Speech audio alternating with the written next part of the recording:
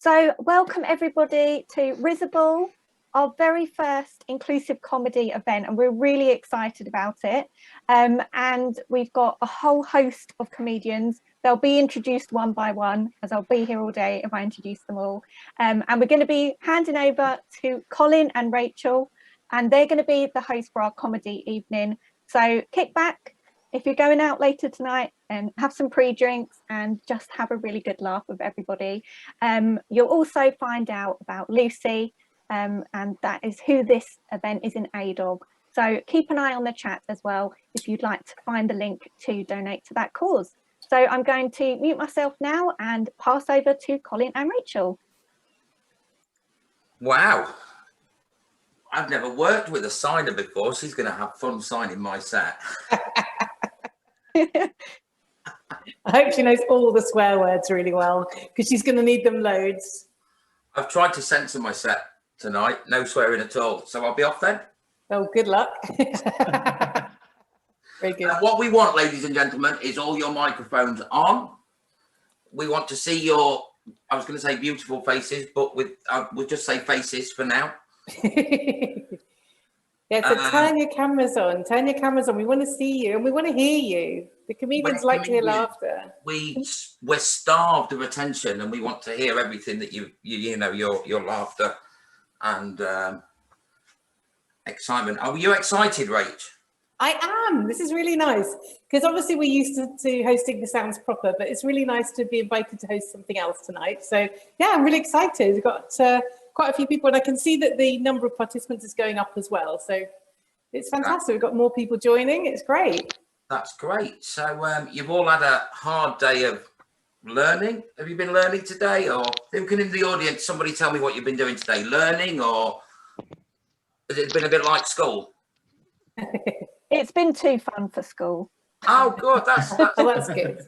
It's actually been more inspirational content and how to empower ability and no restrictions, and pretty much invited us lot to finish it off. Yeah. A bunch of cynical comics. Definitely. Oh well, listen, shall we bring on the first comedian and get this place? Oh, so Lucy's in as well, so I don't know whether Lucy's just jumped Hi, Lucy. Would she like to say hello to us? Just see if she's available, if her camera's on and her mic. Yeah, I'm here, Jade. Hi, Lucy. Kat, are you okay Yeah, to I'm just going to spotlight her now. There she is. Thank you. So I just wanted to say thank you, everybody, for supporting my fundraising campaign. And I'm sorry I can't join you for the whole event, but it looks like a really good lineup. Thank you very much. Thank you. It's great to meet you. It's great to meet you. Hope you enjoy the comedy. Should be good. It will be live on Facebook, Lucy, and also it's recorded so you can watch it back at another time as well. Lucy's actually got another fundraiser locally going on. They're doing a quiz night as well, so a bit of competition between the two of us so you can make the most money. Yeah, we're gonna win. We're gonna win because we're gonna have very funny comedians and everyone's gonna give extra money. So don't worry, we've got this, Lucy. It's good. It's all right. Thank you so much. Hopefully we'll have Alan on a bit later on, and he's pretty good at rounding up some money usually, doesn't he? So we'll get him. Or else he's going to send the heavies round. Alan will turn up. Whether he turns up as himself or not, you never can be sure with Alan. He's a man of multiple personalities. And then just to say as well, in the chat feature, the GoFundMe page for A Home for Lucy is in the corner as well. We've also got, just to mention just before we kick off as well, we've got Centribed here as well, which have very kindly made a donation for a piece of equipment for Lucy as well. I don't know, Lucy, if you want to elaborate slightly. Yeah, so if I just explain, the fundraising campaign is obviously to build a new extension to allow me to stay at home, because I've outgrown my current bedroom, and with my medical needs the way they are, it takes a very long time and a lot of space to meet my needs. And we've waited over the years trying not to fundraise, but you know, as my condition deteriorated this last kind of 10 months, we've had to reconsider. And Centribed gave me a trial of the bed last year of the is it the Amazon bed, and it was the best 2 weeks of my life. I was only supposed to have a 7-day trial, but they had a cancellation, so I got it for 2 weeks. I didn't want to give it back, so they've donated a fantastic bed for me that will be ready once my extension is done, and I can be independent. I can turn myself, I can make myself comfortable, whereas my current bed is very much one position or another position, whereas this will make such a difference. And that's Molly in the background, my assistant's dog, barking because she can't not be part of it. She has her own blog as well, by the way, so it's always a bit of competition between the two of you of who's got the most public, who's most yeah. It's always Molly. She's beautiful. Yeah. Social media competitions, is that what we've come to now, isn't it? Yeah. It is. Her dog's got is it an OBE, isn't it? Is it the equivalent to a dog OBE? A doggy OBE, a PDSA Order of Merit. I got an MBE, but she had to upstage me once again with an OBE. I know my place. I know my place. Always second fiddle to Molly. That's fantastic. Should we get this show on the road then, Colin? Get the first comedian out? So you all know why we're here. So, Rachel, yeah, bring on the first act. I'm going to bring on the first act. So it's my pleasure to welcome the first act to stage. This is somebody we worked with quite recently with another charity gig of ours from RIS-Able and a friend of Sounds Proper Comedy. Please welcome Mark Blackwood to the stage.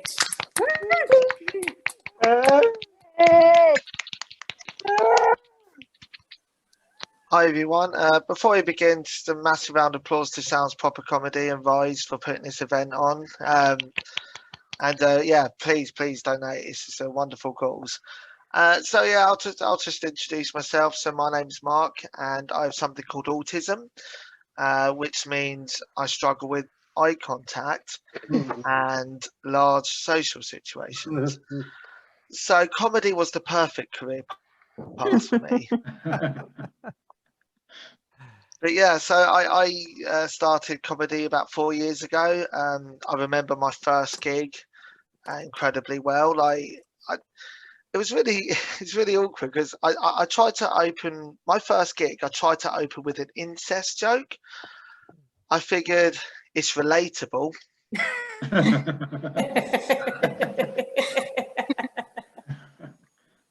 Bit of advice: never tell an incest joke on a first date.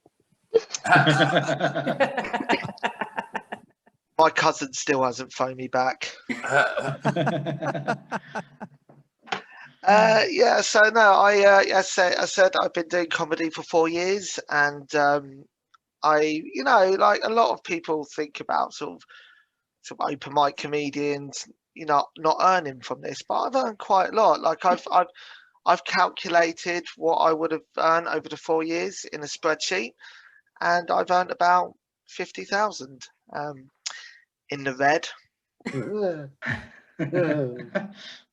But yeah, no, I mean, give us a cheer if you financially struggled during lockdown. Yeah, we're all fucked. Hey. Oh, sorry, can I? Yeah, it's not even watershed, but that's no, but I have, and so much so that the other day I walked into a shop and I dropped a penny on the floor, and this young girl picked it up and wanted to give it straight back to me. Now, most people would normally go, "Oh no, don't worry, keep it." But I snatched it off that little bugger like it was my last supper on death row. And I felt so bad on the way home that I rushed back, got out a £20 note and gave it straight to her. It's a bit awkward because it was a different child. So now I'm just a random man giving cash to random children. I am the money man. I come from down your way, and I can pay. Just on a side note, I'm a primary school teacher. I work in a special needs school. So be an autistic man educating autistic children. Know what I was thinking? It's a bit like the blind leading the blind, really. Or Fred West being a patio specialist for B&Q. God, that joke's dead and buried. Oh. Speaking of not being dead, who's had their vaccine? Give us a cheer. Hey. Brilliant. So that's most of you that are now officially autistic. Welcome to the club. Yeah, no, so I was trying to inject a bit of humour into you there. God, you know, I have to admit, I've really missed doing live comedy. Like, and I've become so desperate that recently I just took a walk into my local forest just to practice my set. And halfway through, I was thinking to myself, if an open mic comedian tells a joke in the woods and there's no one around to hear it, is it still not funny? Barking up the wrong tree with that one. But I think what I get sick of, right? I'm not sure about any of you, but I'm sick of like other people trying to make jokes about autism. Like so much so, like a few years ago at a house party, this guy came up to me. I mentioned my autism, and he went, huh, "Autistic? I bet you love trains." What's your favourite film? Train Spotting. That film is about junkies. Right? And I thought I took everything literally. Like, maybe you should get tested. Not for autism, but for being a cunt. That's one way to derail a conversation. Sorry, I'll try to get my set back on track. I just really appreciate Sounds Proper Comedy giving me the platform tonight. I've just realised I yelled the word cunt and my 4-year-old nephew was next door. So. But yeah, so yeah, that's going to be interesting when he comes out with that. Was all downstairs, but yeah, my brother's going to love me. But yeah, no, like I want to tell you a bit more about my job because something's really awful's happened at my work recently. Like, so we've been taken over by a mainstream academy, and because we work in a special needs school, but what they've been trying to do is to turn our special needs school into more mainstream. Like, you know, for instance, you know, instead of playtime now, these kids have to have movement breaks, and we and it's all because there's this new leadership consultant being brought in, and for those that, I'm not sure if anyone works in the school, but a leadership consultant is basically there to crush dissent. I'm not going to use her actual name, so I'm just going to refer to her as Adolf. But yeah, so Adolf came to the playground and noticed that, and she said to me, "Sir, why are all the children sitting down? Where's the movement break? They're in wheelchairs?" Like, it's just ridiculous. It's absolutely ridiculous. So no, I really hated that. And recently they've made us do this training called Prevent training. Who's heard of Prevent? Yeah. No. So for those that haven't, Prevent is training to stop children from becoming terrorists. Now, I teach disabled children, and I'm not being funny. I highly doubt ISIS have a special forces branch.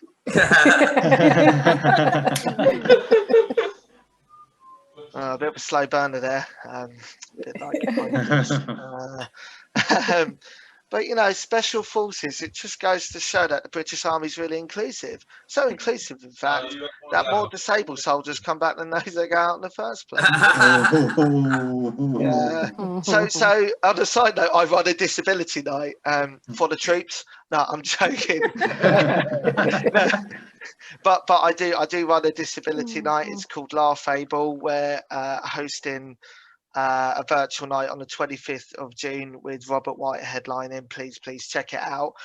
The reason I set up this night is to give, you know, people with disabilities a platform to perform, because most comedy venues, right, are not disability accessible, are not wheelchair accessible. Absolutely ridiculous, right? You know, and I don't mean to play Oppression Olympics, because let's face it, us disabled folks already have our own. But recently I've opened up the night to acts with mental health conditions. So that's every comedian on the open mic. It's been a lovely gig. I'll just leave you on this. So being autistic, I have a love of repetition. So much so that 10 minutes after I was born, out pops my identical twin. When I told that joke on stage, he couldn't even look at me, and he was just really awkward with all the people around him. But that's because he can't do eye contact on large social situations, because he's autistic too. Thank you very much, everyone. You've been lovely. Have a wonderful night. Yay! That's fantastic. Thank you so much, Mark. That was brilliant. I just put a note in the chat saying, feel free to put on your cameras and your microphones. I still see some people that are keeping hidden. So we do want to see you, because the only reason that Colin and I do this is so we can have a good look into people's homes. So we just want to have a bit of a peek into your houses. Not Okay. You've got some crazy virtual backgrounds going on. Yeah, that's true. It doesn't help. Then we just worry what's like hiding behind it. That makes us even more curious. It's My all good. background simply because the house looks like crap and I don't want any of you to see it. Yes, Mine's just for shameless promotion of Sounds Proper Comedy. So there you go. Fair enough. That's fair enough. Right, the next act, we'll bring another act on because let's keep it flowing. The next act is an act I've seen before a few times. I've also had the pleasure of playing at his night. So put your hands together, make some noise, and welcome to the stage, Mark McKean, ladies and gentlemen.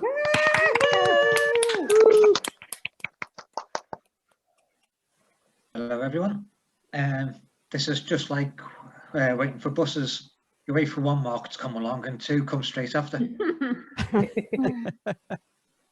But I have to say I was quite interested when I was listening to Mark's sets and seeing MJ doing the signs for Cunt and Adolf. Sounds either the same. No. Yeah. Anyway, I'm actually coming to you from Chester tonight. Now, before you think, oh, that's really nice place, I want to qualify that by saying I'm in a travel lodge.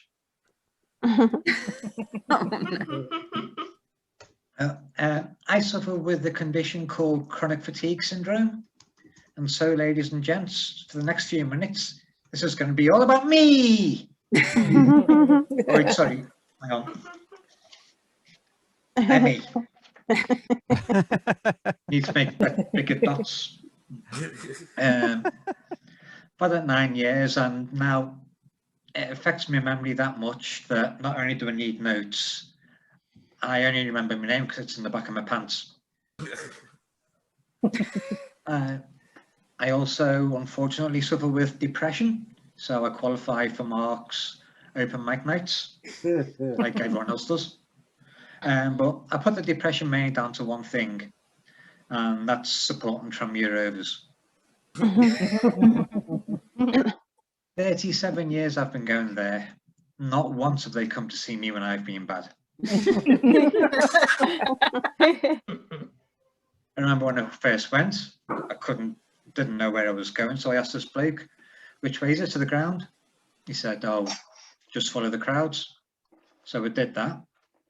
Ended up in Sainsbury's. Now, I have to say that we just missed out on promotion season just gone. But people keep saying, oh, you never know.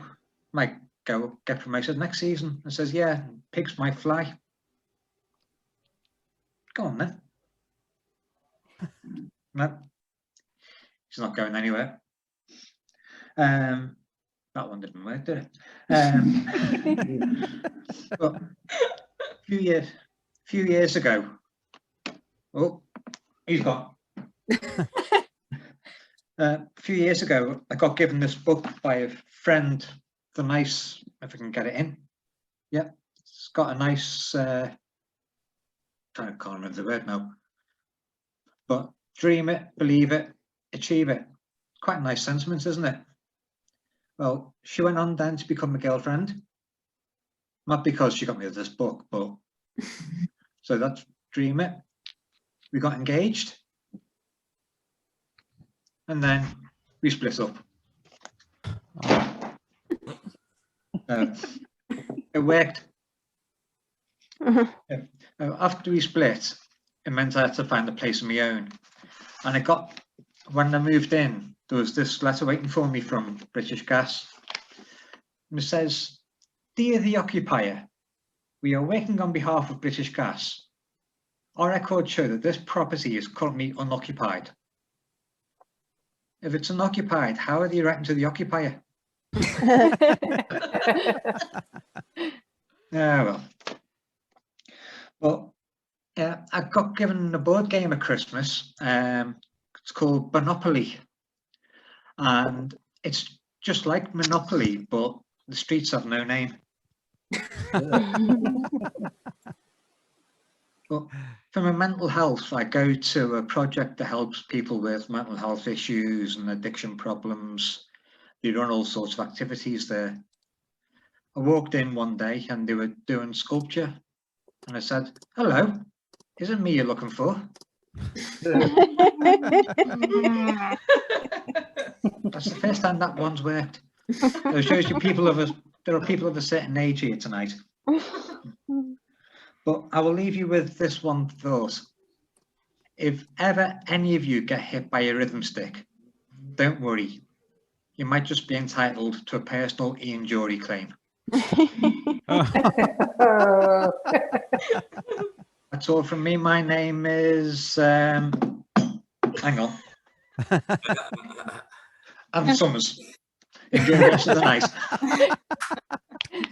Brilliant, thank you. Round of applause from Mark McKinley.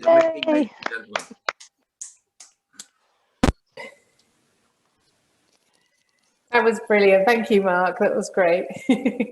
I like the fact you're still checking your name in your underwear. Very good. Yeah. Okay. My mother did that till we were about 12, you know. I remember my first set of secondary school uniforms had name tags in it. Not cool, is it? Not really. Are you sure you didn't? Okay, should we move on to the next? Yeah, I would, yeah. I think so. Okay, so the next comedian is a Brummie who moved to the Northeast just over a decade ago and forgot to go home. She's fresh into early 40s and is unsure if she should be worried about the unnatural amount of pleasure she derives from eating teddy bear-shaped crisps. Apparently she appears quite shy, but comes out with proper funny, shocking stuff. So welcome to the stage, Helen Edwards. Hi, everyone. Hi. Hi. How do you find out you've got a thigh gap? Do you have to walk around with your head in your crotch till our hole opens up? Just wide enough to let your nose through? Because my nose is massive. I've been waiting ages. How do you check you haven't lost your thigh gap? Do you get a trusted friend to walk behind you, giving regular status updates? Yes, yes. Oh, no, it's gone now. Like watching a rainbow vanish. Is it like telling someone there's a bit of loo roll hanging out the back of their trousers? Like, is it ruder to mention it or to keep quiet? I used to get really upset in the before times when I went in a coffee shop and they put my cake on a dainty little serviette. Why? You've ruined the cake and the serviette. Are they half expecting the cake to start menstruating or something?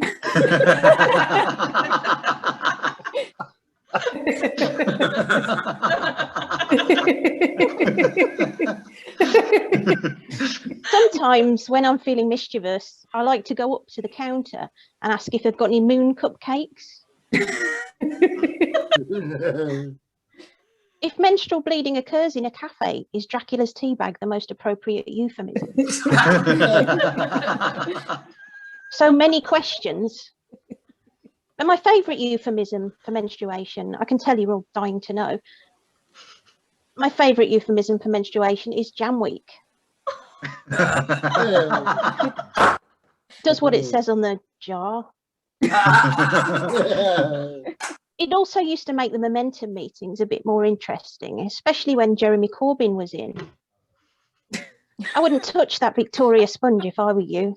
I like Jam Week because it's short and to the point, unlike falling to the communists or surfing the Crimson Wave.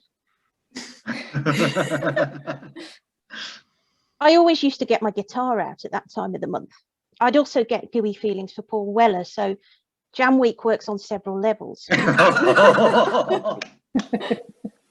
I'm currently on continuous birth control, which I guess makes me a jammy dodger. I had to go to the doctors a few years back and beg to be put on the pill. My periods quite literally felt like they were trying to kill me. I wish I was exaggerating about the excruciating pain. Hashtag not all menstruation. But it turns out there's this poorly researched and underfunded medical condition called endometriosis. It's quite a niche condition. It only affects 1 in every 10 people who menstruate. The main symptom is basically your periods trying to kill you.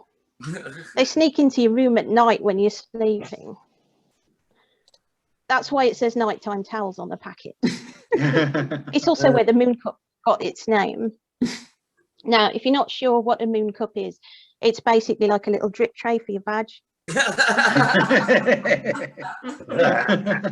Incidentally, if you live with a bunch of male strangers, as I do, you can have a bit of fun with them by leaving a clean moon cup in with your laundry.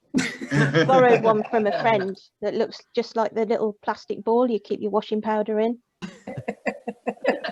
The endometriosis fairy can cause a woman's belly to swell as if she's pregnant, whilst also rendering her infertile. Nature has a sense of humour. Now, I don't want children. They don't want me either, so it works well. The nurse did warn me, though, that being on any kind of hormonal contraceptive would make me want to eat more. She didn't know she was dealing with someone who sees Cheddar Gorge, not so much a location as an instruction. It's still sadly more acceptable for a woman's belly to be big through pregnancy than through eating too many biscuits, which does make endo belly the perfect cover for eating too many biscuits. The best thing by far about the pill I'm on is that I don't get periods anymore. It's fucking brilliant. I mean, sure, there's a slightly increased risk of breast cancer, deep vein thrombosis, and a hemorrhaging of friendship through terminal smugness. But it's totally worth it.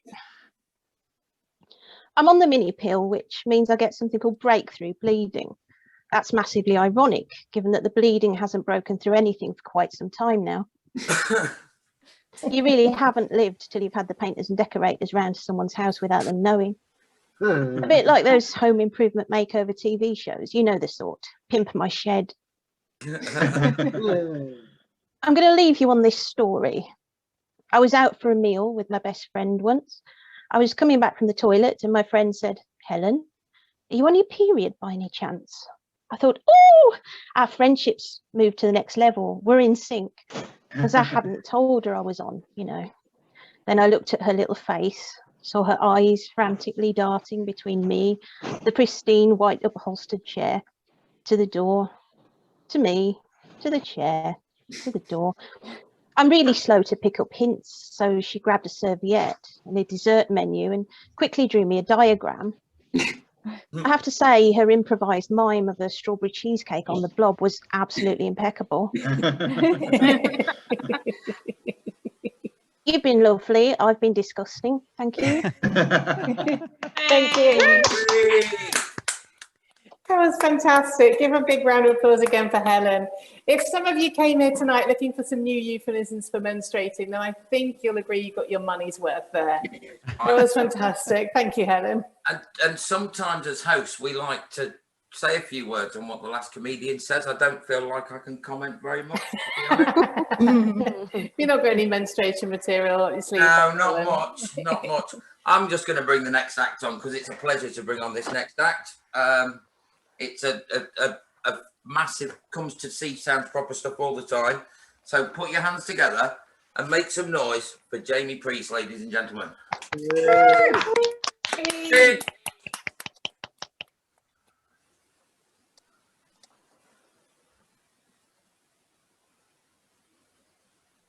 Hello everyone, I'm Jamie.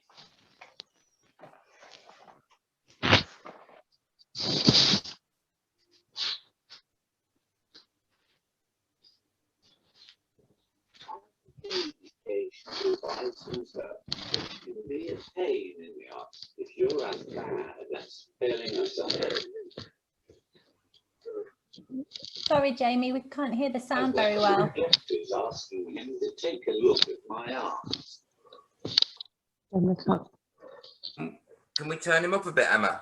Yeah, can we restart it as well? Because it's crackly. Turn him up a bit. Just give him a minute. Yeah, no worries.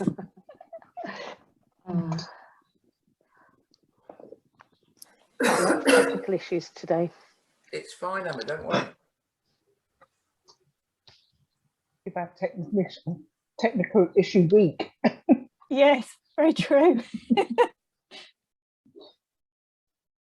A bit like what Helen had. Magic of live on live. Oh, that's louder. Do you want to just try the first line and everyone can approve it? I'm just going to mute you, Emma, so that we don't get any echo. Hello everyone, I'm Jamie. All right. That's great. Go ahead.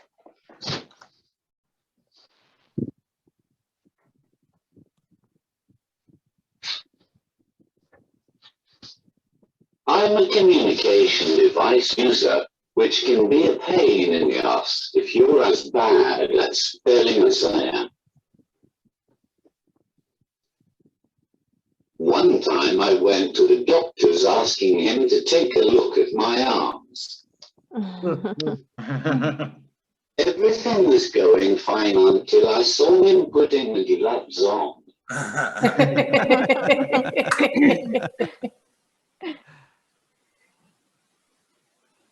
Well, that was a pain in the ass I wasn't expecting.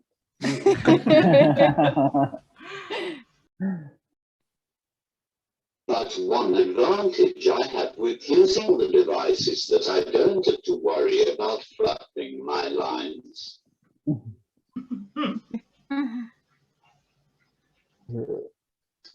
And I never slur my speech when I'm pissed.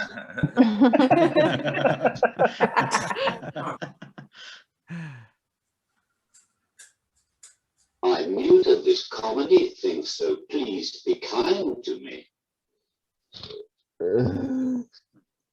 If you want to heckle, just type it into the chat. And I'll have a great comeback ready by next week.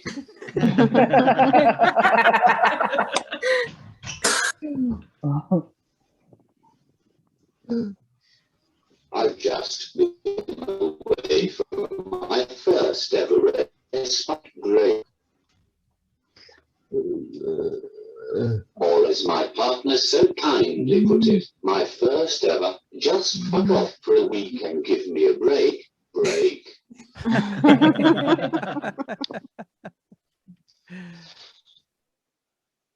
I really enjoyed it though. It was lovely. I was looked after so well. There was somebody nice to get me up in the morning. Somebody nice to cook all my meals. Somebody nice to talk to. There was even somebody nice to wipe my ass for me.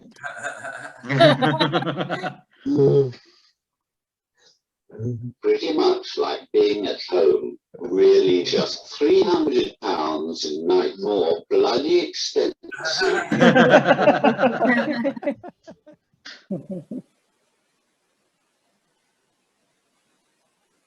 Apologies for my scruffy appearance. I really ought to give myself a shave.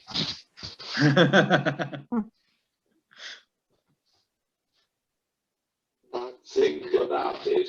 If your arms were as crap as mine, you might consider growing a beard too.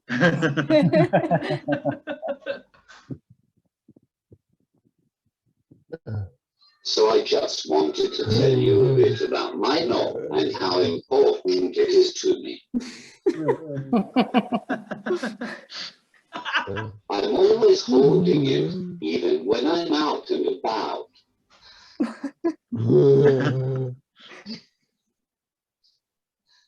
Well, how do you expect me to drive my wheelchair?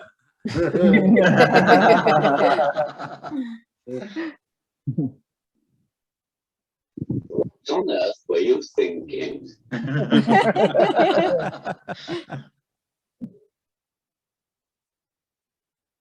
I sometimes wonder if my fellow communication device users have got it in for me. Every other day I get a call from someone who sounds just like me informing me I'd won a hiking holiday.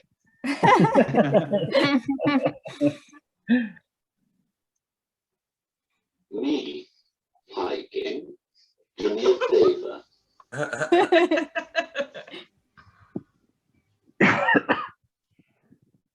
Sometimes they tell me that there is a lawsuit against me for tax evasion.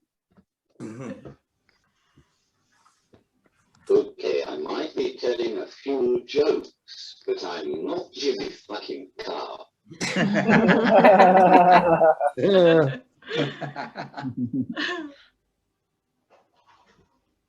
I'm looking forward to some days out now restrictions are easing.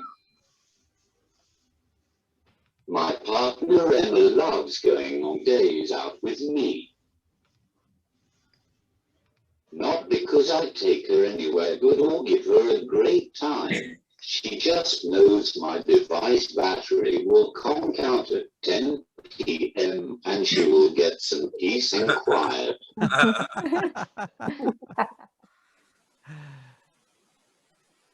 Anyway, that's it from me. You've been a great audience, and I've been a fucking inspiration.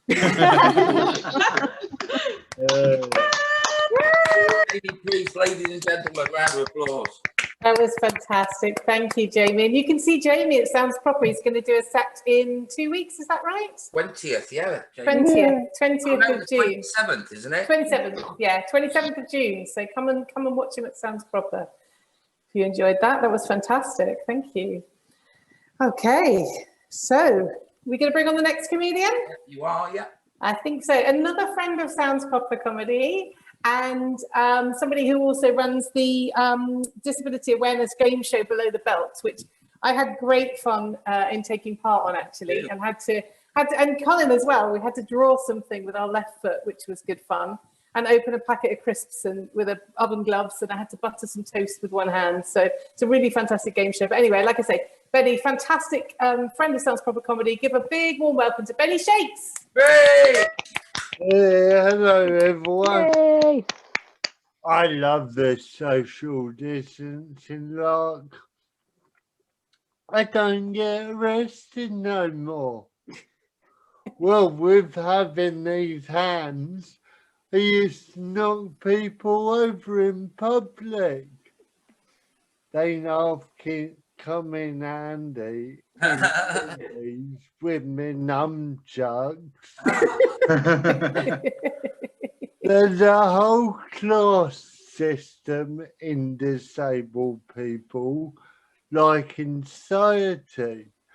I've got middle rate cerebral palsy, so that means I'm poor. My mate Steve-O is a triple amputee. He gets a BMW wheelchair. The lucky git. I would give my right arm for one of them. I'm a garden designer, so I come and do your gardening and all foundations, and I'll find a dead body under the patio. It's all right. In police interviews, I have a shaky recollection. Anyway, one body's not a big deal. I work on a farm. We have loads of them. Whenever I use a conway harvester, we have to dig another hole. Hey, it gets rid of the ramblers. It makes good compost. As a disabled person trying to get a job, employers expect me to do the job before they pay me, which begs the differ. I think I would be a damn good heart surgeon. I've got a hobby over lockdown. I go skip diving. Yeah, you can find antiques, even garden furniture. It's just like going to B&Q. Only skips have got better rams. I'm a photographer. My photos come out blurry, but that's your fault. You should be shaking with me. I do the weddings. You just have to jump about with me. When I was born with another disability. I was born with no testicles. So when it came to designing my own testicles, I approached it like a woman getting breast implants. I wanted something firm but not too firm, something big but not too big. So the doctor woke me up and went, Benny, we ran out of testicles. So what have I got? 2 glass eyeballs.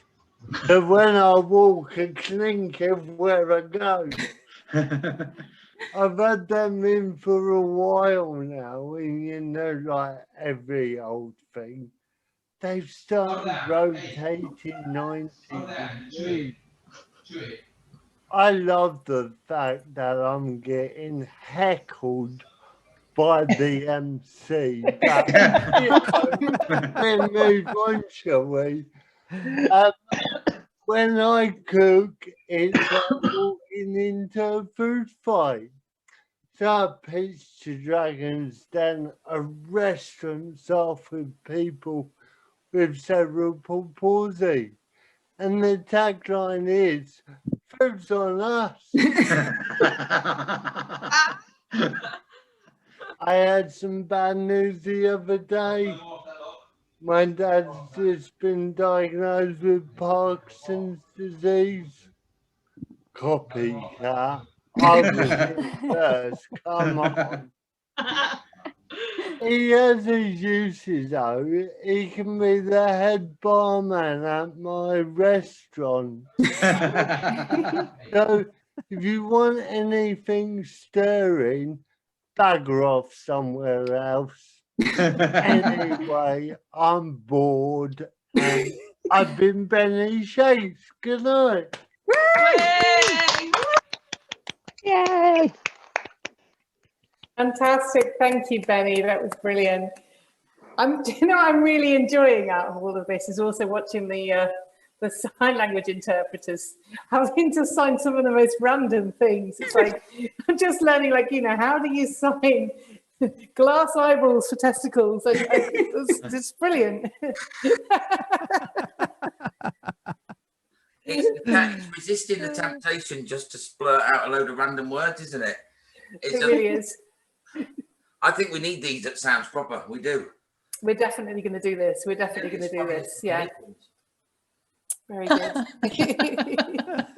It is. I'm going to I'll give you Nettie's details afterwards. Anyway. Yes, please. I'll bring on the final act of the evening, and he's here as part act, but he's here to also tell you why you should put your hand in your pocket towards the cause. So without further ado, put your hands together and welcome to the stage, Big Bob Hardman.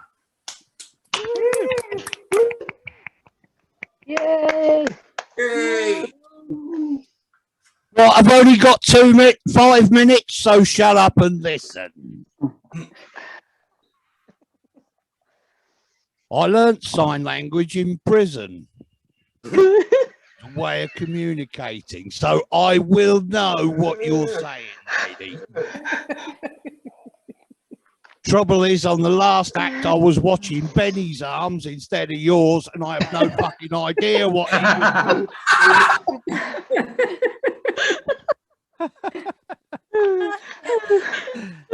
I'm here to do some funny stuff, and I'm here to do some serious stuff. You'll know when I'm doing the serious stuff because I'll put my serious face on. All right. Now, there's lots of ways of making money. I know you want to make some money tonight, so I'm here to give you my advice. Money making runs in our family. My brother, Big Rob Hardman, knows all about making money. He's a tobacco baron in Wormwood Scrubs. So maybe his advice isn't the best. Now, you can write to the newspaper, but nobody believes what they read in the newspaper. So they won't believe it's a real appeal, so forget about that. You can write to your member of parliament, but we all know the last decent bloke to go into parliament was Guy Fawkes. And look what happened to him. Now, there's only one way to make money, to get money for a worthwhile cause. Have a look in the chat. There'll be a link there sometime. It's coming. It's coming. It's coming. It better be coming because I've only got 2 minutes left. Kat, can you also share on the Facebook Live if you can find it as well, please? Yeah, of course. It's there. That's it. That's the link. Share it. Share it again. Share it again. Everybody you know, ask them to put a few quid in because you've been entertained tonight. You have been entertained tonight. You haven't spent money on petrol. You haven't had to buy overpriced drinks and you haven't had to buy a ticket to get in. How much is that worth?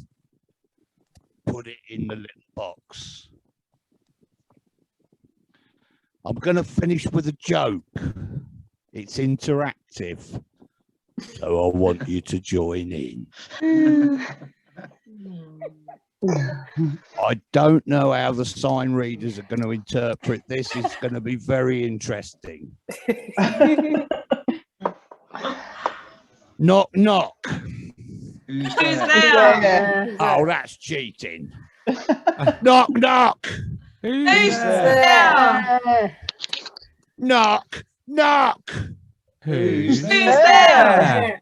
Stop pissing about and open the fucking door.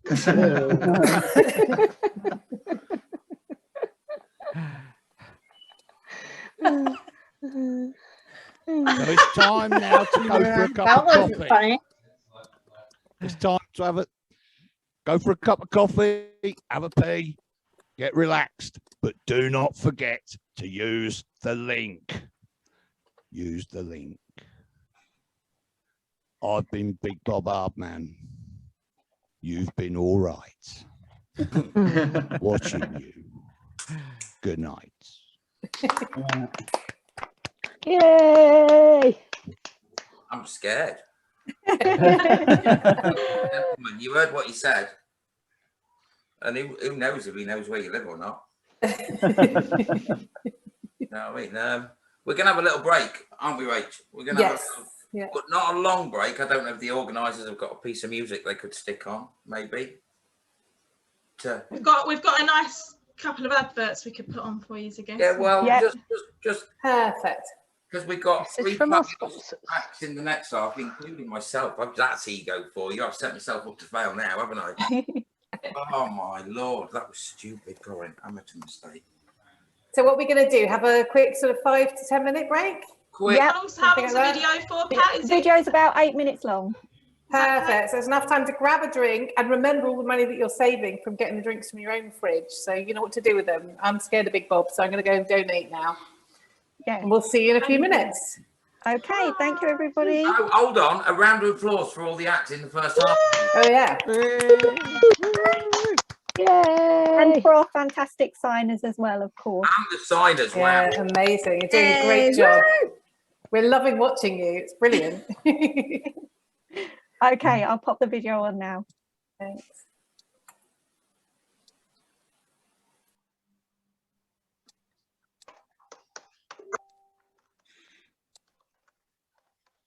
Put you on the spot a bit, Cam. Sorry. What was that? Oh, that's all Put you right. on the It's spot a fine. bit. I've nearly You got have it. to spotlight yourself, won't you? Yes, I will. Cool. Right. See you in a bit, everyone. Thank you. Yeah, thanks, everyone. Don't do that.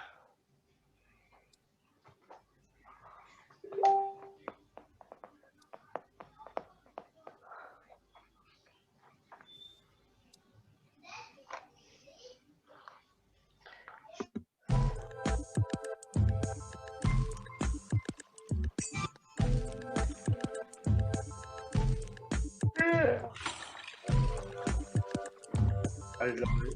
You with?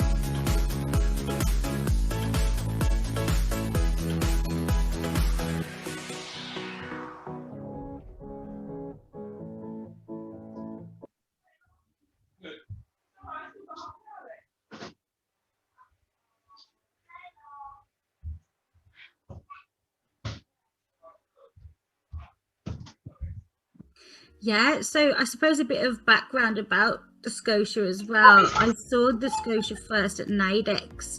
Gosh, it must have been the year before lockdown started. So I saw the Scotia there, and I think my son was about 2.5 at the time, and I spoke to the sales team because I said, what a shame that I didn't know about it prior, because it would have been absolutely fantastic for my first son as well, obviously knowing everything that I know now. So obviously when I found out I was pregnant, I spoke to you guys again and said I think the Scotia would be so needed for my youngest son Hunter, that obviously he's coming up to 1 now, but I think the thing that it's great for me is it gives me a bit of extra ability in terms of being able to lift, so sending up and down. I'm a wheelchair user with very little upper body strength, so just being able to send him up via remote control is it's invaluable. It's amazing, and it gives me peace of mind as well, knowing that if there was an emergency that I could actually get him out of the cot by myself. I do have PAs in the house, but obviously you never know what could happen, and it was always something in the back of my mind that I was worried about. So being able to get him out is just amazing. I actually use it as a changing table as well, so I will send the cot up and put his changing mat on top, because it gives an adjustable height for a changing table, which is brilliant for me, because I can send my chair right up to so it meets in the middle, and we've got a good height for a changing table. I also use it for like a play area sometimes. A lot of my things are in Hunter's room, like my makeup and things when I'm getting ready for work. My wardrobe's in there, so just to be able to pop him in the cart, put some toys in, send him down, know that he's safe, it's massive, because for me obviously I can't bend down and pick him up off the floor, stop him from getting into things that he absolutely loves to do at the moment. So just having it's really spacious, that's the thing. It's probably one of the bigger cots that I've actually seen, and it doesn't look medical in any way either. It's got a lovely sort of sleigh design, so it looks aesthetically nice, but it's great for him because it is on the bigger side. He does have a lot of room, and he does need it, trust me. In the night I watch him on the camera and he's rolling all over that bed. He's everywhere, he loves it. It's almost got like a standard size kid bed mattress in there, and I feel much more comfortable knowing that he's safe as well, even with the barriers, and obviously not even when he doesn't need a cot as such. I think I'll feel a lot better knowing that he's enclosed and comfortable as well. The first cot that I had with Mason, I didn't really know what I needed. I was a first-time mom, and I didn't really know how my disability would affect, obviously, having a child and having strength and things like that. You know, I've got SMA, which is a progressive condition, and it did progress a little bit when I had Mason, so my arms did get a bit weaker, along with some of my standing things. You know, I wasn't able to do any steps. It was more sort of standing and being helped in that way. So I think I didn't really think it through in terms of that, because it wasn't to be known or expected. So he did just have sort of a very basic kind of cot.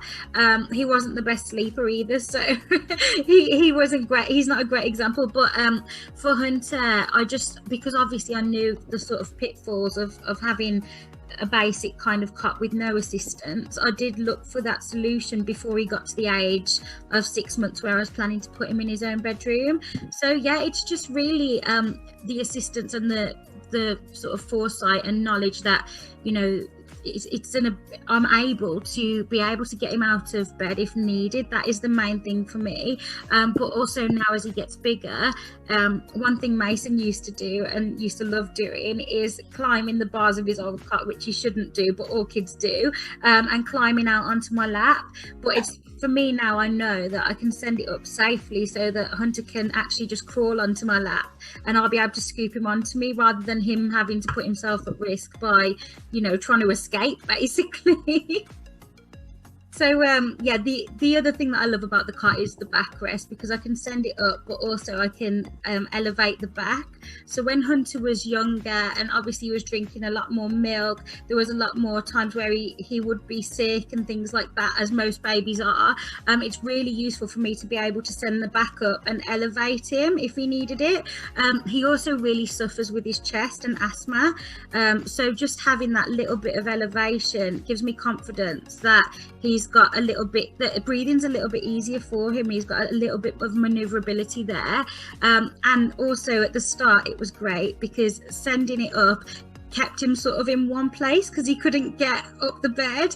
So it was great to keep him in his sleepy head inside the bed and keep his blankets on and everything that he needed to, rather than him crawling all around the bed like he usually does.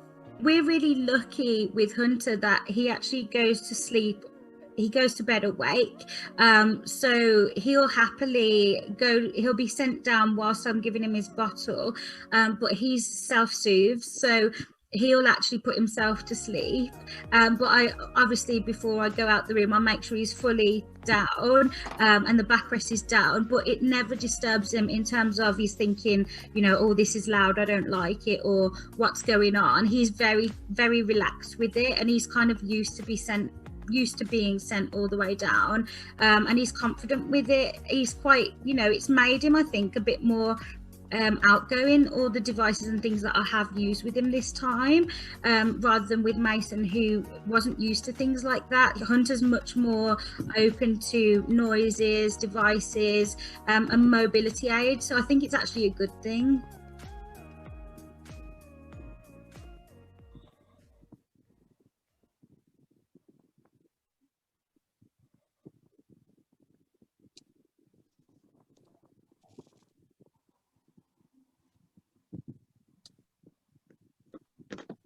Is everyone ready to start again? Yeah, absolutely. Yep. Fantastic. Let's get everybody on screen. Fantastic. Welcome back, everybody. Welcome back. After the break, hope you all had time to, you know, get a drink, go for a wee, whatever, give them money. Before we bring on the next act, I just wanted to say a bit of hello to the audience, really, just to see who's out there. Turn on your cameras so we can see who you are. I can see a few of you hiding. It's really good to see some familiar faces as well. Sarah, I need to know, what are you eating tonight? Have you got your caramel salted hobnobs? I have not. They were making me far too fat. Okay, so what do you replace them with now then?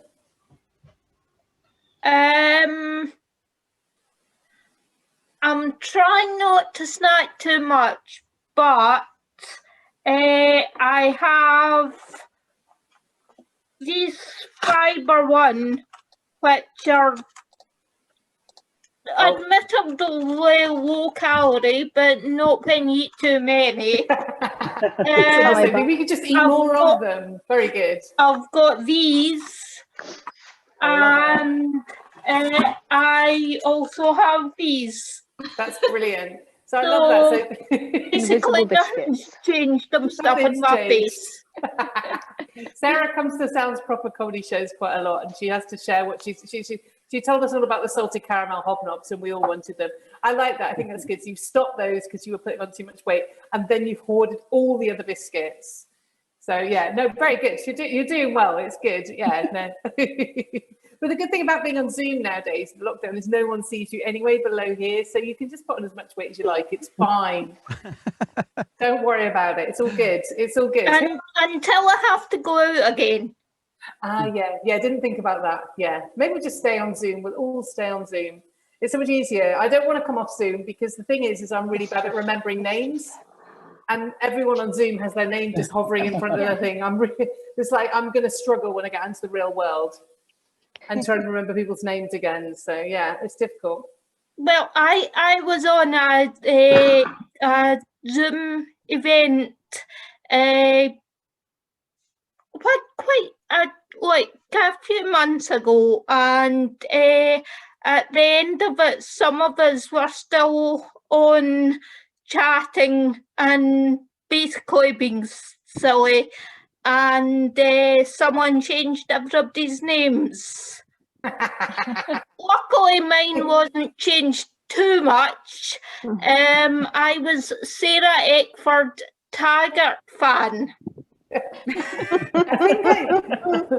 Because I'd been talking to Colin McCready at an earlier stage and telling him how much I was enjoying watching old episodes of Taggart. Because he played Stuart Fraser in Taggart. Oh, okay. So, well, we had a Zoom show recently for charity gig. I don't know if you were there, and we had a technical issue. So every single person came in as Colin Etches, which was quite good. That was quite nice. Who else are we going to talk to? Access Your Life. Is that your actual full name, Mr. Access, or do you have a real name? What's your name?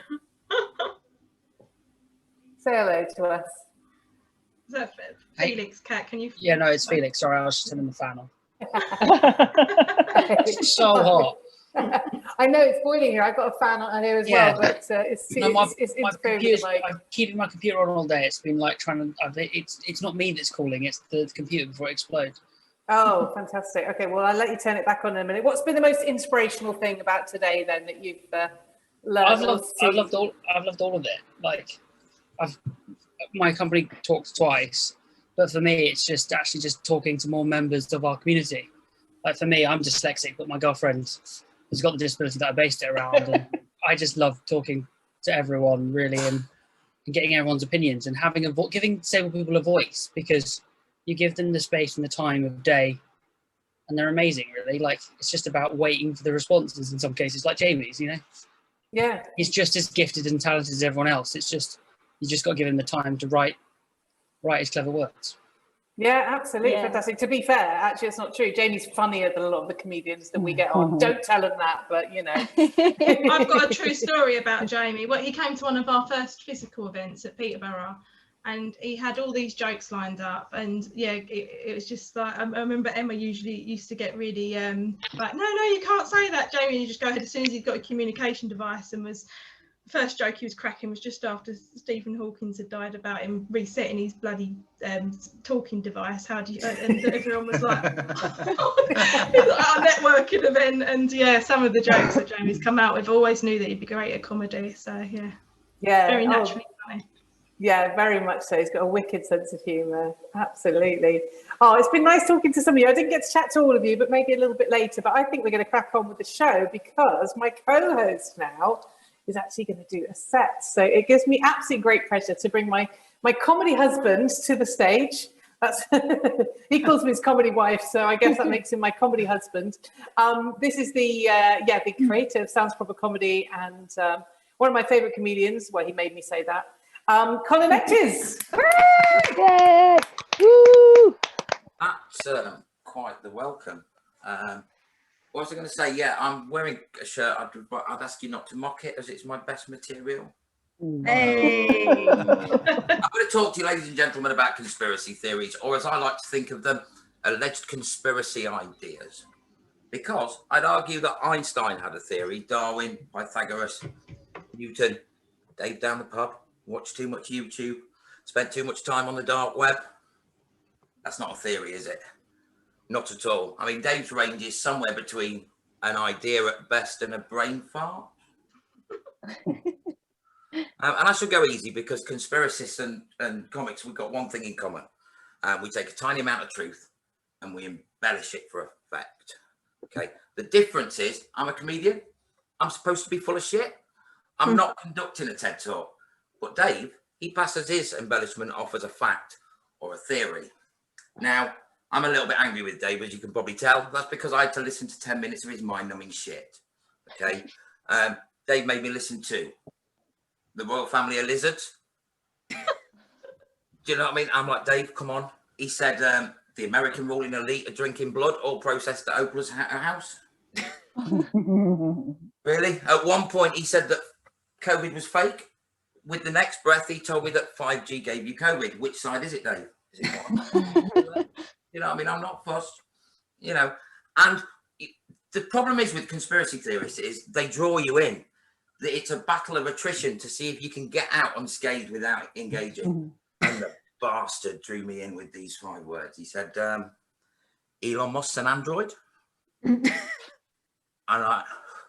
tech billionaire. He's certainly got access and funds. I was expecting something I could at least argue into the ground, but he looked me square in the face, ladies and gentlemen. I kid you not. He said, I said, how is he an android? He said, check his shoes, man. Check his shoes, Dave. What? Robots don't wear Adidas? What? You know. He said, yeah, that's where they keep the wiring, ladies and gentlemen. So as a consequence, I've been looking at now I've been stalking Elon Musk's feet on Facebook and the internet, attempting to find one with no shoes on so I can smash Dave into the ground with facts. Do you know what I mean? And the worst thing is, if you don't believe what people like Dave have to say, it's because you're somehow asleep or it's because your eyes are closed.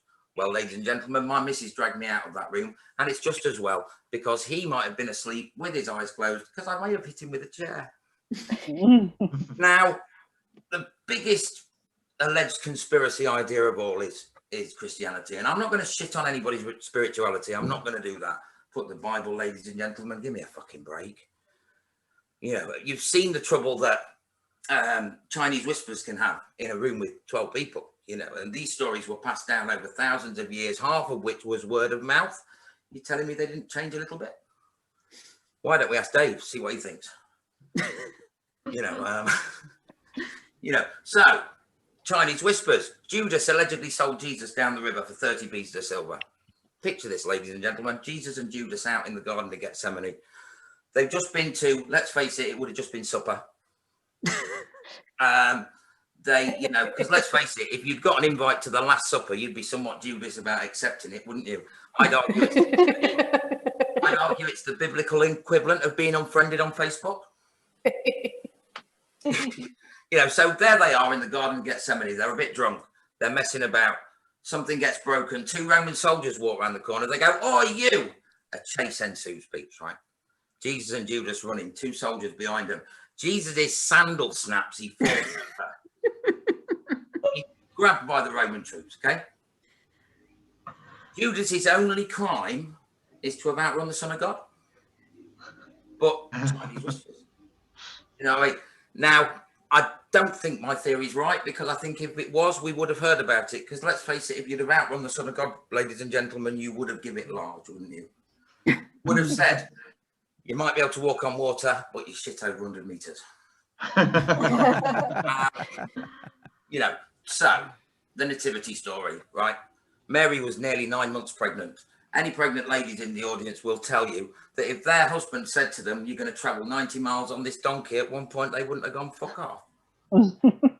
No mention of this toilet stop that they would have had to have made every 15 steps because of the bouncing up and down on the donkey, right? And absolutely no mention of the fact that when they were told to sleep down on the floor in the barn, Mary didn't use this phrase, if I get down there, I won't be getting back up again. Either Mary was the most patient pregnant woman in the world, or the Bible was clearly written by a man, I would say.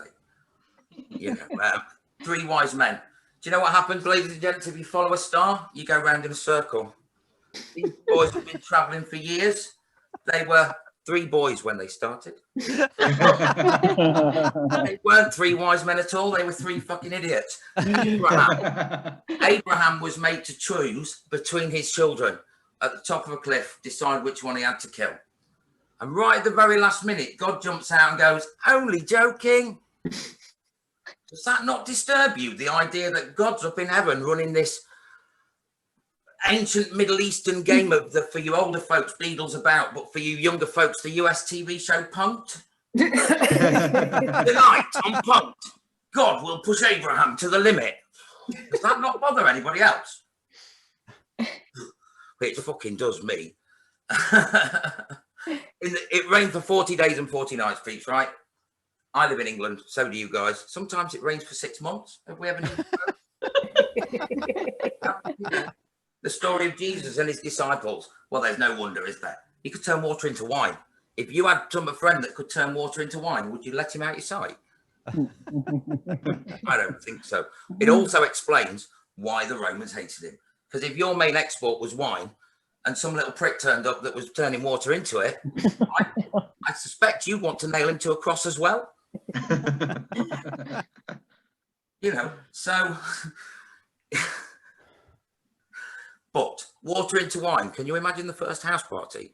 You know, when Mary and Joseph got that first dirty weekend away because there was finally room at the inn and they could leave Jesus at home. You know what I mean? And you know, so we've got a bunch of teenage lads and they go, he can turn water into wine. Let's see what else he can do. You know, condiments will have been turned to stimulants. Houseplants will have been turned to ganja. At least one of Mary's mahogany statuettes will have been turned into a fucking hooker. You know, a bunch of teenagers. And my theory is that this is where Mary Magdalene comes from. And in my little tale, which let's face it, it's as likely as the Bible could be. In my little tale, I can give you 2 reasons why Jesus never fucked her. One is her name was fucking Mary. The lads in the audience will confirm we'd all be put off by a woman who had the same name as our mum. Which, by the way, 2 most important people women in Jesus' life, both called Mary. Lazy writing. You know, so the second reason is she was made of wood. Jesus was a carpenter. He knew all about splinters, ladies and gentlemen. So I'll leave you with this thought, right? Can you imagine the carnage that would be left after this party and Mary and Joseph come back and they stand on the doorstep and they look into the house? Do you think they went, Jesus fucking Christ? And how do you reprimand Jesus? Do you know what I mean? Most stepfathers have an issue and they'll go, you know, but most stepfathers can go, you're under my roof, you obey my rules. But when your dad is God, how can you reprimand the Son of God? It's you know, it's disempowering to say the least to the parents, ladies and gentlemen. And as a parent, the one thing you must never lose with your kids is that capacity of power. So you've got Jesus, you've got Mary and Joseph standing over Jesus, looking at him, pointing down, completely disempowered, going, you are the Messiah, but you're a very naughty boy.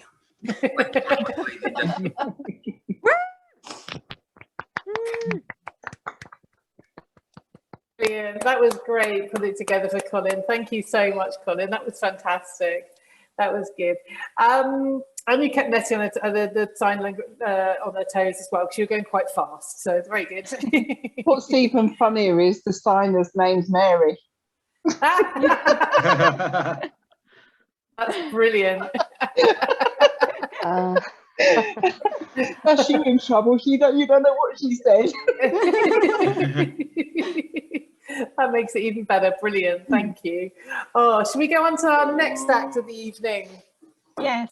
Yeah. So let me bring on Donna Landy. Is an out and out proud Jewish trans woman.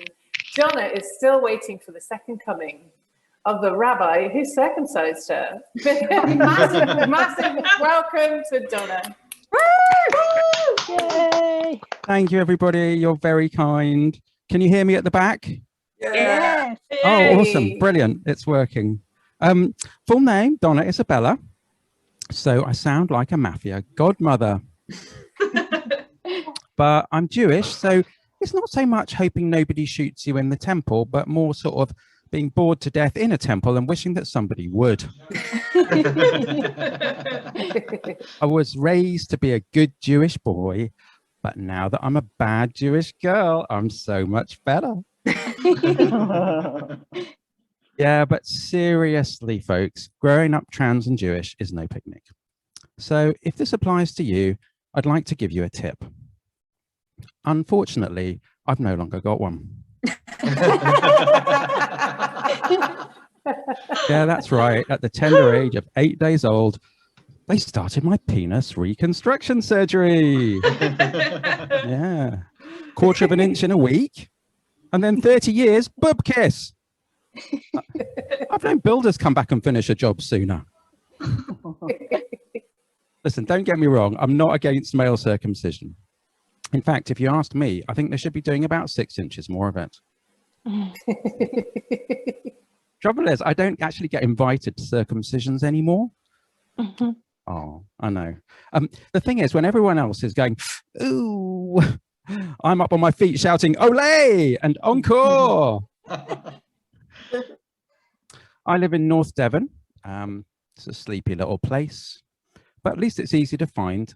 You just head on down the motorway and turn right at the 1950s.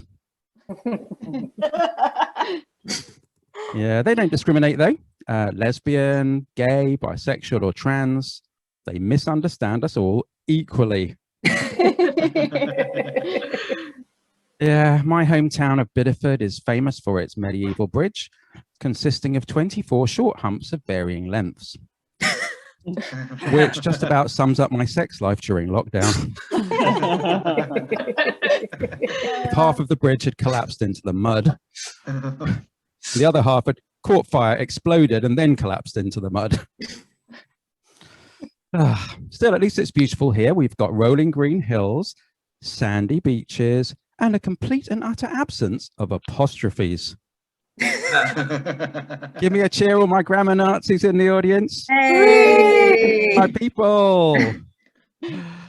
Fantastic. Look, our local secondhand shop, it's got a sign outside. It says, if you don't see what you're looking for, please ask inside. Your Y-O-U-R. I went in, I said, I was looking for an apostrophe, but I don't think you've got any. He said, you're joking? I said, well, it depends on whether there's an apostrophe in that. He said, listen, mate, if you're going to carry on like that, you're going to end up with something stuck up your colon. I said, well, for starters, I might enjoy that. And congratulations. You've just managed to use 2 apostrophes in the same sentence in the right place, and you've managed to end the sentence with a colon. Yeah, if you're wondering why I'm a bit stuck up, it's because I'm originally from Cambridge, or as the locals called it, Cambridge. Well, they tried to stab each other to death with punt poles. Now, people often think they've seen me somewhere before. No, it wasn't RuPaul's Drag Race. Good guess. I'm like this 24/7. Fuck off. If it was anywhere, it would have been the Undateables, right? I dress like a woman, I sound like a man, and I'm hung like a gerbil. Can't wait to see the sign language for that. People always want to know the same old things, like, am I going all the way, and are my tits real? Well, yeah, they're real. Really small, really sensitive, and really well padded. Yeah. And if I'm going all the way, well, a couple of drinks at the bar usually sorts that one out. Now, I do make some men nervous, but relax, lads. You're not going to accidentally fuck me. And I'm definitely not going to accidentally get pregnant. And at the wrong time of the month. And I'm not even, how would you even accidentally fuck me? I mean, what would I be doing? Rummaging for some change in my bag? You know, where you stumble up some step behind me with a raging hard-on? Frankly, I don't think the bus driver believed us either. Definitely not the third time. Still, we did get a round of applause and free bus rides for a month. So. And a top 10 rating on Pornhub. But I have actually got a couple of girlfriends at the moment. Ooh. Thank you. Yeah, thanks. These days, I think we call it being polyamorous, which is nice. Back in my day, we just called it being unfaithful. Sorry to anyone who is actually poly in the audience. I know that's not how it works. One of my girlfriends is like me. She's trans, which is nice. Unfortunately, though, I didn't know she just wasn't out yet. So most of the time, she's a he. Bit confusing. Didn't know whether to call her my girlfriend or my boyfriend. So I thought, well, I'll just call her my goy-friend. Unless she's Jewish, in which case I'll take her home to meet my folks. My other girlfriend tried to get me into sadomasochism, which, frankly, I just found hurtful. I was wondering about S&M, and then it hit me. Struggled to get into bondage, and I tried to iron out all my kinks, but the vinyl just melted. Lesbian dating is wild. Just throwing that out there in case anyone was thinking about going for it. It's totally worth going trans for. I mean, sometimes there's as many as 8 lines between hi and are you wet yet? Oh. Yeah, I know you've got it right. I don't think she read my profile. Look, I even had a guy hit me up on Pink Cupid the other day. Like, how cocksure do you have to be to hit up a girl on a lesbian dating site? This was Kareem from Egypt, right? Now, I kid you not, he put down his location as Al Jizya. What is that? Is that a town or an offer I can't refuse? Brilliant. He said he was looking for a girl who was real, honest, and easy. Well, 2 out of 3 ain't bad. There was Mary from the USA. She had a PhD and an enormous 6-figure salary. The only thing was, first half of her profile was written in lowercase, normal. Second half was written in great big capital shouty letters. Bit of a giveaway. She wrote to me, she said, "You're very stunning," with no apostrophe. I wrote back, I said, "You're not bad yourself," with no apostrophe. She said, "I see you're bi-curious. Have you never been with a woman?" I said, "Well, I'm a trans woman with 2 kids. You do the friggin' maths." By the way, what was your PhD in? Go on, say maths or biology. I dare you. I double fucking dare you. She replied with the final word in block capitals, "It is in the law." I was like, shit, I'm being catfished by Judge Dredd. Oh dear. Look, people can be so cruel, can't they? Somebody once told me, she said, "Donna, darling, you do come across as just a little bit, just a little bit better than everybody else." I was like, a little? Jesus. I mean, look, I just want the same things as every other girl.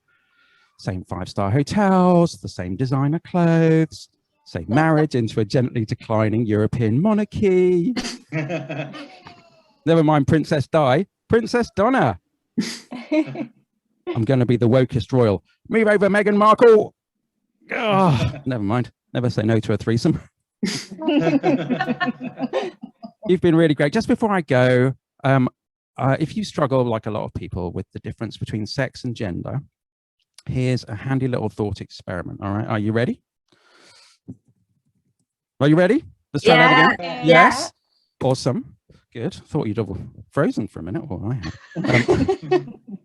Hello, are you on mute? So here we go. Here we go. Lads, you come first. I mean, you go first. I want you to imagine, if you would, that you've had a full body transplant into the body of a woman. What? And you've just woken up. What would it? You'd be like, "Oh my God! Now I'm gonna have to give up the remote. Do the washing up." And I've got boobs. Oh no, I've got boobs. I've got boobs. I've got boobs. I've got boobs. I've got boobs. I've got. What the fuck are you lot staring at? Now, ladies, now it's our turn. Yeah, that's right. We all know what comes next. Probably not us. So you're, imagine you've had the full body transplant, but body of a man.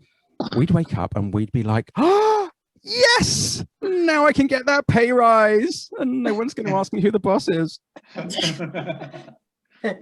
And I've got a willy. I've got a willy. I've got a willy. I got a willy. I got a willy. Fuck off and give me 20 seconds on my. Oh, never mind. Oh well.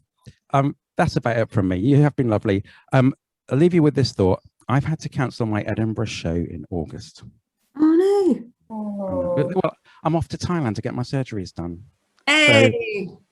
Hey! So I'm looking for a trans man who'd like to try out something experimental, so I can donate my thingy. And if all goes well and we manage to hook up, I can finally do what a lot of people have been begging me to do for a very long time, quite literally go and fuck myself. Lovely. I've been a posh tranny. Thank you very much and good night. Fantastic. Thank you so much, Donna. I was watching the sign language interpreter then just to try and figure out what was it to fuck myself. I don't know. I can't remember it now. Was that it? Fuck myself?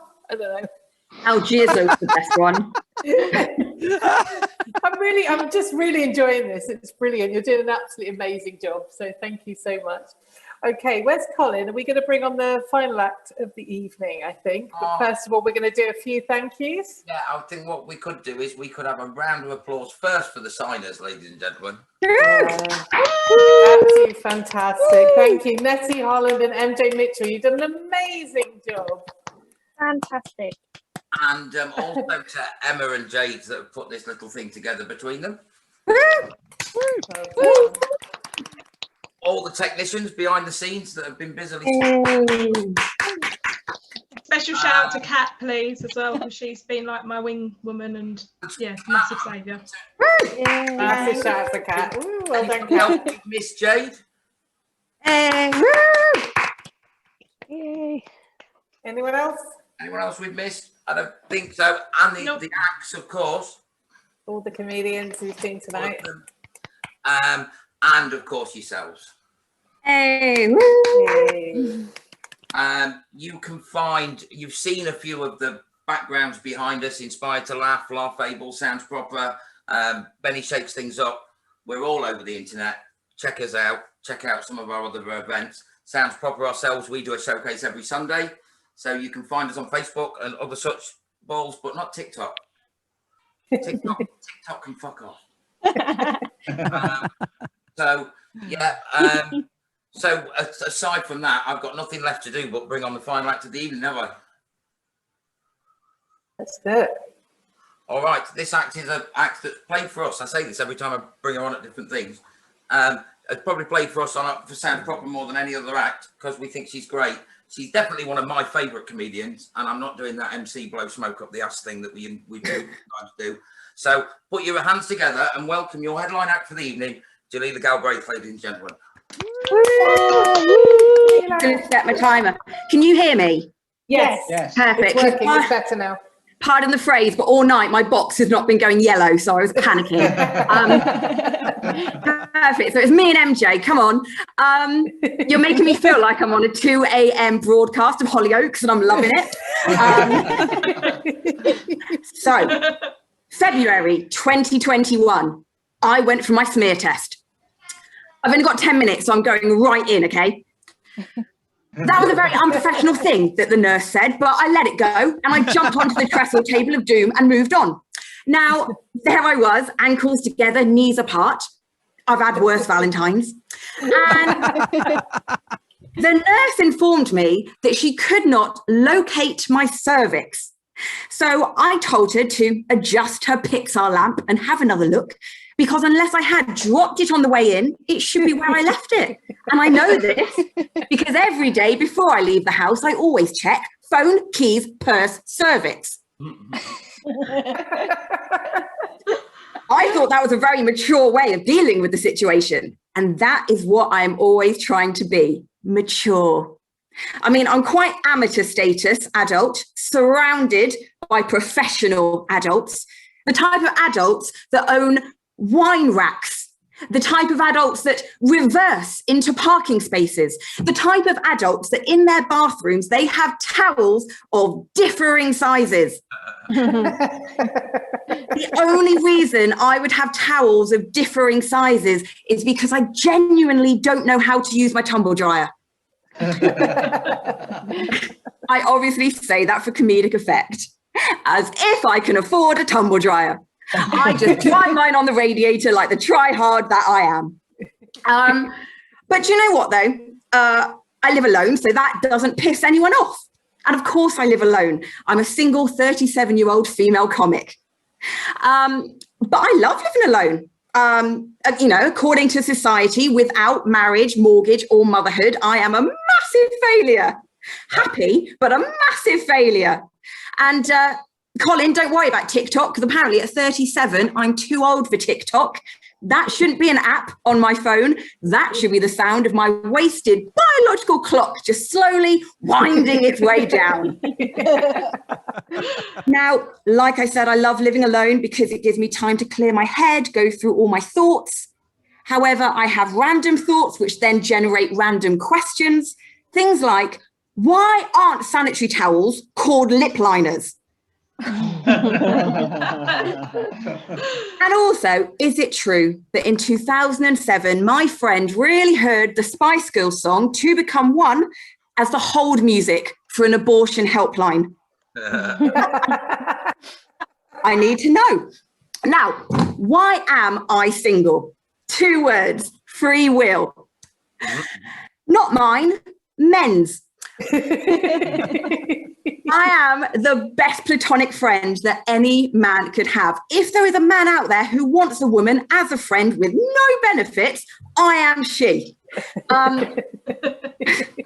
was I meant to date in the last year? Let's be honest, we went nowhere. My bins went out more than I did.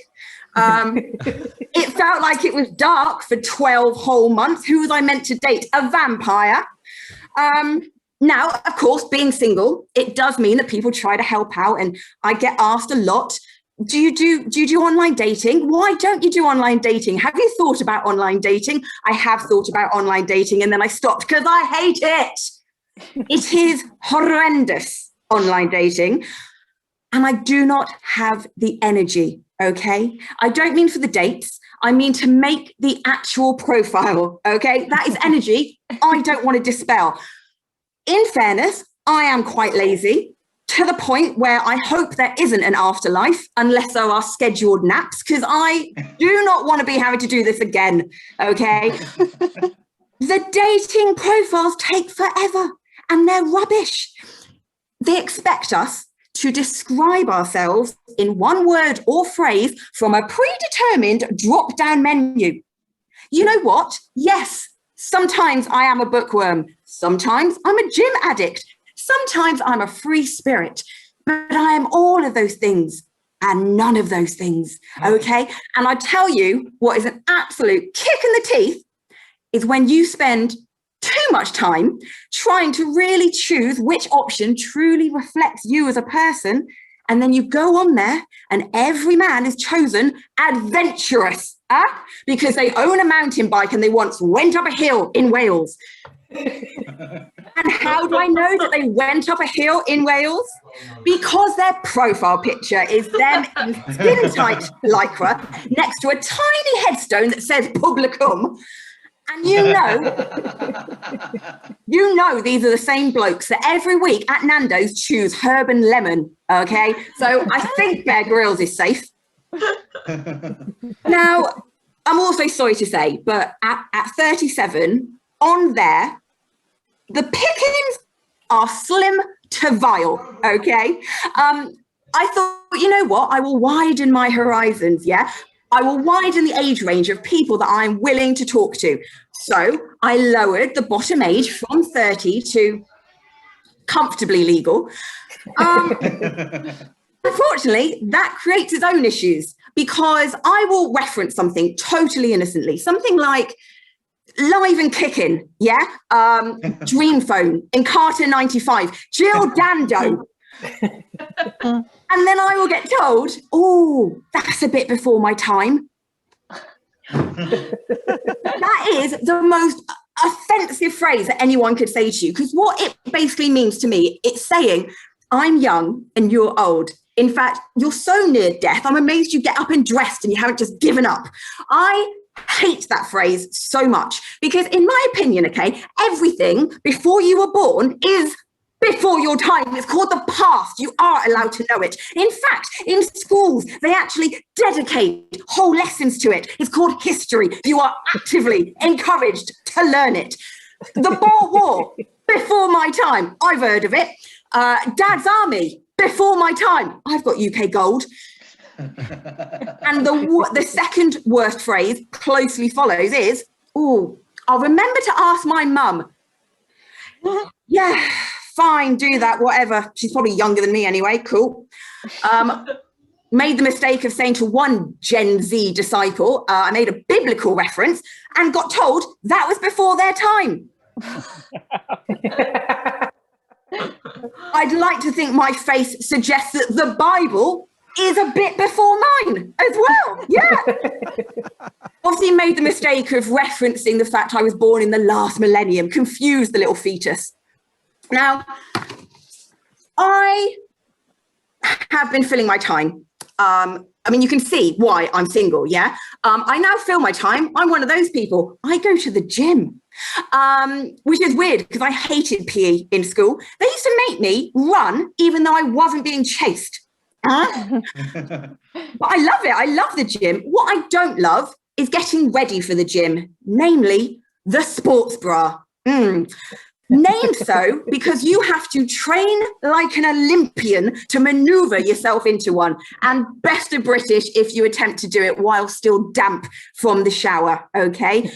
My tactic is to scoop one boob up at a time, kind of a divide and conquer scenario. But you know what? I think trying to slide down a bra is how I would imagine it would be wearing a condom as a poncho. Yeah. Condom as a poncho. It's that kind of vivid imagery that makes me think I should write erotic literature. I mean, I've read some shit erotic literature. I mean, I can do better. How hard can it be? And that'll be my opening line. To be honest, though, I don't read erotic literature to get me jollies off, okay? I watch porn like a normal person. Love a bit of porn. Yeah, we all watch it. Anyone that says they don't is a liar, because there are two types of people in the world, those that watch porn and those that make it. I will never be in porn, though, because my acting will be too good. I trained as an actor. I did. I trained as an actor, but I was always cast as the funny sidekick best friend. But as I've always said, it is better to be typecast than not cast at all. And I did think at one point of going to Bollywood and trying to make it big there, because I'm mixed race, I'm half British, half Asian, but some casting directors informed me to not bother because I'm too pale. But as I told my bullies in year 7, it is better to be half cast than not cast at all. Now, as you can see, this is why I'm single. What with the lies on dating sites and the fact that my brain just thinks dark things all the time. Really, the only thing a man could arouse in me right now is suspicion. But I've done a lot of thought, and actually a vampire might be a bloody good boyfriend. Because first of all, period sex wouldn't be an issue. And second of all, they listen to consent. They cannot enter you unless you invite them in. I've been quick-witted and big-titted. Thank you, MJ. Thank you, everyone. You've been a great audience. Well done. Ladies and gentlemen. That was fantastic. Thank you so much, Jalila. That was absolutely brilliant. And that brings an end to the fun of our evening, doesn't it? It's been a long day, I think, for all of you, but I hope we've managed to round it off in a fun and enjoyable way. Definitely, 100%. Thank you so much for hosting. A big thank you as well to Colin and Rachel and all the comedians as well. If you could give the two hosts a round of applause, please. Yes, brilliant. Thank you. Thank you so much for having us. It's been really good fun. That's been great, thank you. And hopefully we've raised some money for Lucy as well. Yeah, yes, exactly. Yeah, is it still in the chat? So if you haven't, it's in the chat. Yeah, it again, and it's been shared on Facebook. So we will post this live via our event as well. Our event's accessible for 30 days post event, so the content will be live at the event as well. So I'll share you the links and the information so you can share it amongst yourselves as well. I want to post the link as well on the Sounds Proper page. Do you want to? Yeah, we will do. We'll edit the recording probably Monday and then post it. Yeah. Well, you're on holiday. You're having You're having a good time. Deserved time off. So as soon as you're back, we'll get sorted. Definitely. Thanks very much. Yeah. Thanks everyone. Thank you. Thank you. Thanks, everyone. It's been a wonderful evening. Thank you. It's been a great cause. Bye-bye. Yeah, bye-bye, everyone. Bye-bye. Thank you. Thanks for having me.